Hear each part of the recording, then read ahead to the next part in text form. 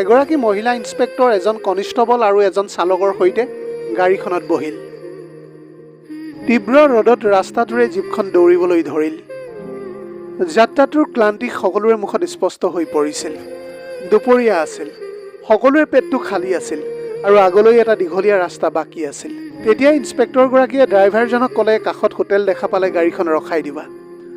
প্ৰথমতে খাই লওঁ, তাৰপিছত যাত্ৰা আগবঢ়াই দিম। তদন্তত কিমান সময় লাগিব নাজানো, আনকি আমি তাতেই ৰাতিটো কটাবওলগীয়া হ'ব পাৰে। অলপ পিছতে ৰাস্তাৰ কাষৰ এখন হোটেলৰ আৱিৰ্ভাৱ হ'ল। বাহিৰত ধোঁৱা ওলোৱা অভেন টিনৰ ছাল আৰু বাচন বৰ্তনৰ হুলস্থুল। ড্ৰাইভাৰজনে হোটেলৰ সন্মুখত গাড়ীখন ৰখাই দিলে আৰু ইন্সপেক্টৰগৰাকীয়ে তাই কনিষ্টবলৰ সৈতে সোমাই গ'ল। ভিতৰৰ পৰিৱেশটো সম্পূৰ্ণ স্বাভাৱিক আছিল। কোনোবাই মনে মনে প্লেটৰ পৰা খাই আছিল, কোনোবাই ৰুটি বেলি আছিল আৰু কোনোবাই গিলাচত পানী ভৰাই আছিল। কিন্তু ইন্সপেক্টৰ মেডামৰ দৃষ্টি হোটেলৰ এটা চুকলৈ পৰি যোৱাৰ লগে লগে তাইৰ হৃদয়ৰ স্পন্দন বাঢ়িবলৈ ধৰিলে। তাত এজন মানুহে বৃহৎ বাচন বৰ্তনবোৰ ধুই আছিল। শৰীৰটো ঘামত তিতি আছিল, হাত দুখন ক্লান্ত, ডিঙিটো একেবাৰে বেকা হৈ পৰিছিল। আৰু সেই মানুহজনে লাহে লাহে মুখখন তুলি লওঁতে ইন্সপেক্টৰ মেডামৰ চকুত চকুলো ওলাই আহিছিল। সেইখন মুখ কোনোবা অচিনাকি শ্ৰমিকৰ নাছিল। সেই মানুহজনৰ মুখখন আছিল যাৰ লগত তাই 7 জনম ব্ৰত লৈছিল। সেইজন মানুহ এতিয়া তাইৰ স্বামী আছিল। খন্তেক সময়ৰ বাবে গোটেই পৃথিৱীখন যেন থমকি ৰৈছিল। ইউনিফৰ্মৰ সকলো পবিত্ৰতা পাহৰি ইন্সপেক্টৰ মেডাম মানুহজনৰ ফালে দৌৰি গ'ল। মানুহবিলাকে নিজৰ প্লেটবিলাক এৰি থিয় হৈ থাকিল। কিছুমানে ফুচফুচাই ক'লে, কি কৰি আছে ইন্সপেক্টৰ মেডামে? কোনোৱে সুধিলে, কি এই সম্পৰ্ক? কিন্তু ইন্সপেক্টৰ মেডামৰ সেইবিলাকত কোনো গুৰুত্ব নাছিল। তাই তাক জোৰেৰে সাবটি ধৰি কান্দিবলৈ ধৰিলে। এইখন কোনো সাধাৰণ সভা নাছিল। ভগ্ন স্বামী স্ত্ৰীৰ আটাইতকৈ বেদনাদায়ক সংঘৰ্ষ আছিল। হোটেলখনৰ ভিতৰৰ পৰিৱেশটো এতিয়া সম্পূৰ্ণৰূপে সলনি হৈ পৰিল। য'ত মাত্ৰ কিছু সময়ৰ আগতে মানুহে নিজৰ প্লেটখনৰ পৰা আজুৰি খাই আছিল, সকলোৰে চকু এতিয়া সেই দৃশ্যটোৰ ওপৰতে নিবদ্ধ হৈ পৰিছিল।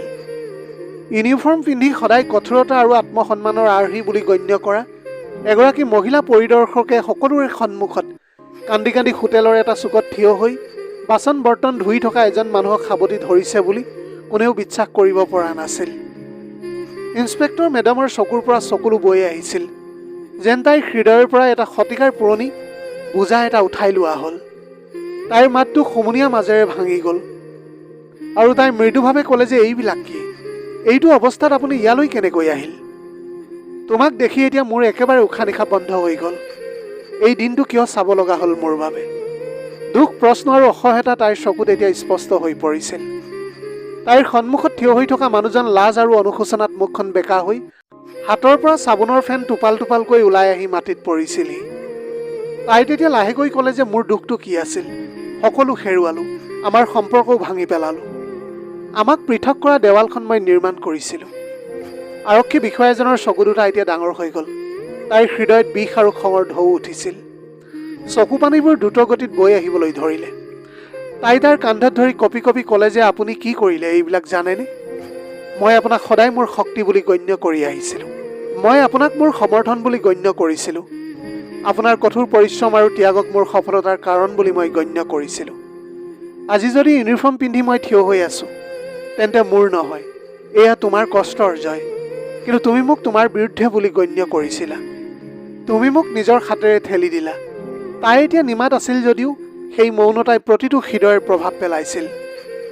তাত থকা মানুহখিনিয়ে বুজি পাইছিল যে এইটো কোনো অচিনাকি শ্ৰমিক বা এজন বিষয়াৰ কাহিনী নহয়।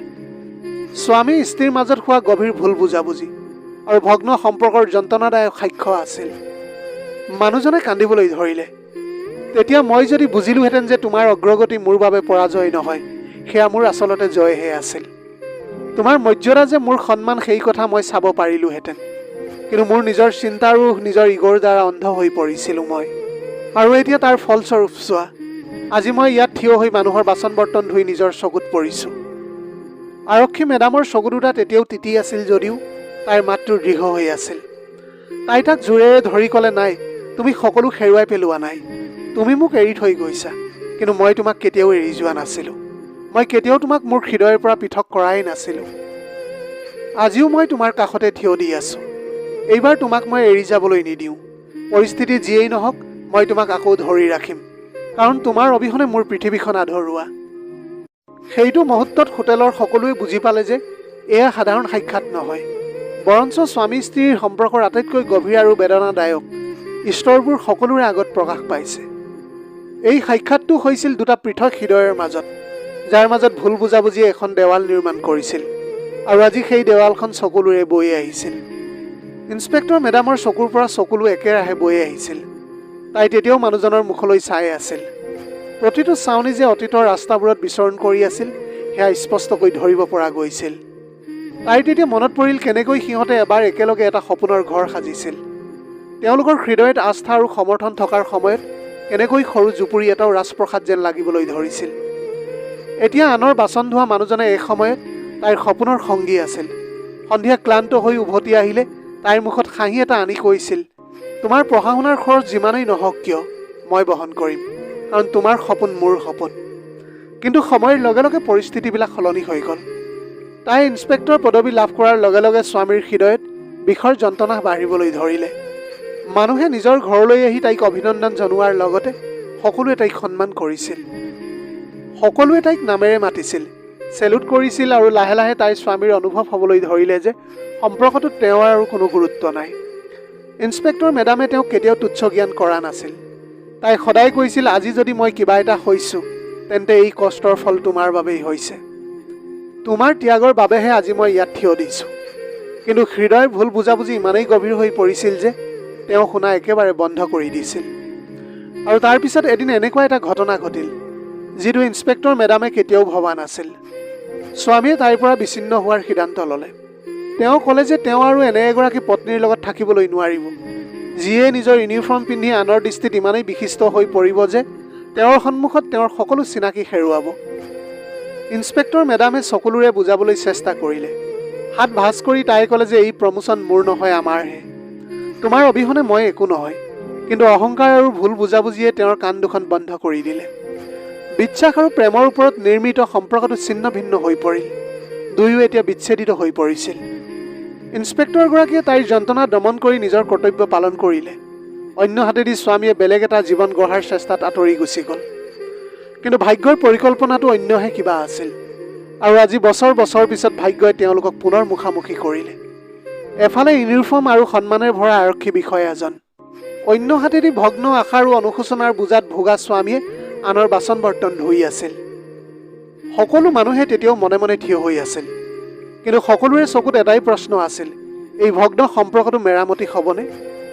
এই দুয়োজনে পুনৰ একত্ৰিত হ'ব পাৰিবনে? নে অতীতৰ ভুল বুজাবুজিয়ে তেওঁলোকক চিৰদিনৰ বাবে পৃথক কৰি পেলাইছে? হোটেলখনৰ ভিতৰৰ নিস্তব্ধতা গভীৰ হৈ পৰিল। আৰক্ষী বিষয়াজনৰ চকু দুটা প্ৰশ্নৰে ভৰি পৰিল। তাইৰ হৃদয়ত বিষ আছিল। কপা কপা মাতেৰে তাই সুধিলে, এই সকলোবোৰ কি? এইটো অৱস্থা আপোনাৰ কেনেকৈ হ'বলৈ পালে? লাজত তলমূৰ কৰি এতিয়া স্বামীয়ে সমনীয়া কাঢ়ি ক'লে যে হয়, মই এতিয়া ইয়াত কাম কৰিছিলোঁ। দৰমহাটো কম আছিল, কিন্তু মই মোৰ জীৱনটো নিৰ্বাহ কৰিবলৈ সক্ষম হৈছিলোঁ। কিন্তু তুমি মোক এৰি যোৱাৰ পিছত সকলো সলনি হৈ গ'ল। তোমাৰ স্মৃতিয়ে মোক সকলোতে খেদি ফুৰিছিল। কামত মনোনিৱেশ কৰিব পৰা নাছিলোঁ। তাৰপিছত এদিন ভৰিখনত আঘাত পাইছিলোঁ। এমাহ জিৰণি ল'ব লগা হ'ল। ধাবাটোত কাম কৰিবলৈ আহোঁতে তেওঁলোকে ক'লে যে মোৰ ঠাইত অন্য কাৰোবাক ৰাখিছে বুলি। মই তেওঁলোকক বহুত অনুৰোধ কৰিছিলোঁ, কিন্তু তেওঁলোকে মোৰ কথাটো নুশুনিলে। এতিয়া মই সেই ধাবাখন এৰি আহিবলৈ বাধ্য হৈ পৰিলোঁ। তাৰপিছত মই মানুহৰ দুৱাৰে দুৱাৰে বিচৰণ কৰিছিলোঁ, কিন্তু কোনেও মোক কোনো ধৰণৰ সহায় নকৰিলে। মই ভাবিছিলোঁ মানুহে কেৱল তোমাক সন্মান কৰি যাব আৰু মই পিছ পৰি ৰ'ম। এই অহংকাৰ আৰু মোহে মোক তোমাৰ পৰা আঁতৰাই ৰাখিছিল। আৰু চোৱা, ইফালে মই ইয়াত থিয় হৈ আছোঁ, সকলো হেৰুৱাই আনৰ বাচন বৰ্তন ধুই। পুলিচ বিষয়াজনৰ হৃদয়খন চিঞৰি উঠিছিল। চকুপানীবোৰ বন্ধ হোৱা নাছিল। তাই কঁপি কঁপি ক'লে, তোমাৰ অবিহনে মোৰ এই জীৱনটো কেতিয়াও এইটো পৰ্যায়ত উপনীত নহ'লহেঁতেন। কিন্তু তুমি সেই সমৰ্থনটো মোৰ নিজৰ হাতেৰে ভাঙি পেলালা। কল্পনা কৰকচোন, সেইদিনা মোৰ হাতত ধৰিলে কথাবোৰ বেলেগ হ'লহেঁতেন। স্বামীয়ে লাহেকৈ মূৰটো দুৱাই ক'লে যে এতিয়া মই তোমাৰ যোগ্য কেনেকৈ? মানুহে তোমাক চেলুট কৰে আৰু মোক অৱজ্ঞা চকুৰে চায়। তোমাৰ লগত থাকিলে তোমাৰ ওপৰত বোজাহে হৈ পৰিম। আৰক্ষী মেডামে তেতিয়া তেওঁৰ হাতখন দৃঢ়তাৰে ধৰিলে। নাই, তুমি মোৰ বোজা নহয়, তুমি মোৰ শক্তি। স্বামী স্ত্ৰীৰ মাজৰ সম্পৰ্ক কেৱল সন্মান বা সফলতাৰ ওপৰত ভিত্তি কৰি নহয়, বিশ্বাস আৰু সংগীৰ ওপৰত ভিত্তি কৰিহে গঢ় লৈ উঠে। আজি ভাঙি গ'লেও মই তোমাক ধৰিম, পৰি গ'লেও মই তোমাক তুলি ল'ম। এইটোৱে আমাৰ বন্ধন, আৰু এইটোৱেই হৈছে 7 জন্মৰ প্ৰকৃত প্ৰতিশ্ৰুতি। সেই মুহূৰ্ততে হোটেলত উপস্থিত প্ৰতিজন ব্যক্তিৰ চকু দুটা সেমেকি উঠিছিল। এতিয়া ধাবাটোত থকা মানুহখিনিয়ে বুজি পাইছিল যে এইটো কোনো সাধাৰণ সাক্ষাৎ নহয়, বৰঞ্চ স্বামী স্ত্ৰীৰ সম্পৰ্কৰ আটাইতকৈ বেদনাদায়ক আৰু সঁচা সাক্ষ্য। ইন্সপেক্টৰ মেডামৰ চকু দুটা এতিয়াও চকুলোৰে ভৰি আছিল, কিন্তু তাইৰ অন্তৰতো এটা নতুন সংকল্পৰ উন্মেষ ঘটিছিল। ইন্সপেক্টৰ মেডামে এতিয়া নিজৰ স্বামীক ক'লে যে এতিয়া যথেষ্ট হ'ল। তোমাৰ ভুলৰ বোজা তুমি অকলে বহন কৰিলা, কিন্তু মই তোমাক আৰু অকলে এৰি নাযাওঁ। আজিৰে পৰা আমি আকৌ একেলগে জীৱনটো আৰম্ভ কৰিম। এই সমাজখনে হয়তো মানুহে যি ভাবে তাকেই ক'ব, কিন্তু মোৰ বাবে তুমি এতিয়াও একেজনেই মানুহ। মই সদায় তোমাৰেই সংগী। ইন্সপেক্টৰ মেডামৰ কথাষাৰ শুনি স্বামীৰ কঁপনি উঠি আহিছিল। তাৰ ভিতৰৰ দেৱালবোৰ ছিন্ন ভিন্ন হ'বলৈ ধৰিলে। সি ফাটি একেবাৰে কান্দি উঠিছিল। সি তেতিয়া লগে লগে ক'লে যে কি এতিয়া সঁচাকৈ মোক গ্ৰহণ কৰিবলৈ পাৰিবানে? মই ভাবিছিলোঁ মোৰ পৃথিৱীখন চিৰদিনৰ বাবে অন্ধকাৰত ডুব গৈছে, কিন্তু আজি তোমাৰ কথা শুনি মোৰ এনেকুৱা লাগে যেন ভগৱানে মোক দ্বিতীয় জীৱন দিছে। ইন্সপেক্টৰ মেডামে তেওঁৰ ফালে গভীৰভাৱে চাই ক'লে, মই তোমাক কেতিয়াও এৰি যোৱা নাই। প্ৰতিদিনে আৰু প্ৰতি নিশাই তোমাক মই মিছ কৰিছিলোঁ। তুমি মোৰ লগত নথকা সময়তো তোমাৰ বাবে মোৰ হৃদয়খনে সদায় ধপধপাই আছিল। ইচ্ছা কৰিলে ইউনিফৰ্ম এৰিব পাৰিলোহেঁতেন, কিন্তু মই ৰাখিলোঁ কাৰণ তোমাৰ ত্যাগ আৰু সপোনবোৰে মোক এইটো পৰ্যায়লৈ লৈ আহিছিল। আজি মই সেই একেখন হাতকেই ধৰিছোঁ, যিখন হাতে মোক চিৰদিনলৈ এৰি থৈ গৈছিল। আজি পুনৰ সেইখন হাত মোলৈ তুমি আগবঢ়াই আছা। গতিকে আজি পুনৰ সেইখন হাত তোমালৈ মই আগবঢ়াই দিছোঁ। যিয়েই নহওক, মই তোমাক আৰু হেৰুৱাবলৈ নিবিচাৰোঁ। স্বামীৰ চকুত অনুশোচনা আৰু কৃতজ্ঞতা দুয়োটাৰে ভৰি পৰিছিল। হাত দুখন ভাঁজ কৰি ক'লে যে মোক ক্ষমা কৰিবা। মোৰ ইগোৱে আমাৰ মাজৰ দূৰত্ব সৃষ্টি কৰিছিল। মই এই সম্পৰ্কটো ভাঙি পেলাইছিলোঁ। কিন্তু এতিয়া তুমি যদি মোক সমৰ্থন কৰা, তেন্তে মই সকলো পুনৰ নিৰ্মাণৰ বাবে কঠোৰ পৰিশ্ৰম কৰিম। মই তোমাক বুজা নিদিওঁ, গোটেই জীৱন মই তোমাৰ সহযোগী হৈ থাকিম। আৰক্ষী বিষয়াজনে চকুপানী মচি দৃঢ় মাতেৰে ক'লে, স্বামী স্ত্ৰীৰ সম্পৰ্ক ইজনে সিজনক পৰি থকাটো চোৱা নহয়, ইজনে সিজনক ওপৰলৈ তুলি লোৱাটোহে হয়। যদি আপুনি কোনোবা ভুল ধাৰণাত আছিল, তেন্তে আজিৰে পৰাই বিবেচনা কৰক। এতিয়া একেলগে আমি এই ভগ্ন সম্পৰ্কটো মেৰামতি কৰিম। এই ইউনিফৰ্ম মোৰ সন্মান, কিন্তু আপুনি মোৰ শক্তি, আৰু আমি একেলগে থকালৈকে যিকোনো ধুমুহাৰ সন্মুখীন হ'বলৈ পাৰিম। এতিয়া হোটেলত বহি থকা মানুহবোৰে এই দৃশ্যবোৰ দেখি একেবাৰে আৱেগিক হৈ পৰিছিল। বহুতৰে চকুৰ পৰা চকুলো ওলাই আহিছিল। কোনোবাই মৃদুভাৱে মন্তব্য কৰিলে, এয়া সঁচাকৈ স্বামী স্ত্ৰীৰ সম্পৰ্কৰ উদাহৰণ। আন এজনে লগতে ক'লে, যদি প্ৰতিগৰাকী পত্নীয়ে ইমান ধৈৰ্য আৰু প্ৰকৃত প্ৰেমৰ অধিকাৰী হ'লহেঁতেন, তেন্তে কোনো সম্পৰ্ক কেতিয়াও ভাঙিব নোৱাৰিলেহেঁতেন। আৰক্ষী মেডামে স্বামীক গাড়ীৰ ওচৰলৈ আহিবলৈ ক'লে। দুয়োজনে যেতিয়া ওলাই আহিল, তেতিয়া এনে লাগিছিল যেন বছৰৰ পিছত ভঙা ঘৰ এটা পুনৰ নিৰ্মাণ হ'বলৈ গৈ আছে। মানুহজনে এতিয়াও লাজতে প্ৰণাম কৰি আছিল, যদিও পত্নীয়ে তেওঁক পুনৰ গ্ৰহণ কৰাত তেওঁৰ মুখখন সকাহেৰে ভৰি পৰিছিল। প্ৰিয় দৰ্শক, এই কাহিনীটোৱে আমাক শিকাইছে যে স্বামী স্ত্ৰীৰ সম্পৰ্ক কেৱল একেলগে থকাই নহয়, প্ৰতিটো পৰিস্থিতিত ইজনে সিজনক সহায় কৰাৰ প্ৰতিশ্ৰুতি। কেতিয়াবা ইগ' আৰু ভুল বুজাবুজিয়ে সম্পৰ্কবোৰ ছিঙি পেলাব পাৰে, কিন্তু হৃদয়ত প্ৰকৃত মৰম আৰু বিশ্বাস থাকিলে যিকোনো সম্পৰ্ক মেৰামতি কৰিব পৰা যায়। আপুনি বিশ্বাস কৰেনে? যদি স্বামী স্ত্ৰীয়ে নিজৰ ইগ' আঁতৰাই ইজনে সিজনক বুজি পায়, তেন্তে ভগা সম্পৰ্কও মেৰামতি কৰিব পৰা যায়। কমেণ্টত জনাওক, আৰু যদি এই কাহিনীয়ে আপোনাৰ মনটো চুই গৈছে, তেন্তে ভিডিঅ'টো লাইক কৰিব। লগতে সঞ্জীৱ মটিভেশ্যন চেনেলটো ছাবস্ক্ৰাইব কৰি ল'বলৈ নাপাহৰিব। এই কাহিনীটো যিমান পাৰি সিমান মানুহৰ লগত শ্বেয়াৰ কৰি সম্পৰ্কবোৰ বিশ্বাসৰ ওপৰত গঢ় লৈ উঠে আৰু বিশ্বাসৰ দ্বাৰা স্থায়ী হয় বুলি বাৰ্তা প্ৰেৰণ কৰক। পৰৱৰ্তী ভিডিঅ'ত লগ পাম। তেতিয়ালৈকে সুখী হৈ থাকক, আপোনজনৰ লগত থাকক আৰু সম্পৰ্কৰ মূল্য বুজি লওক। ধন্যবাদ।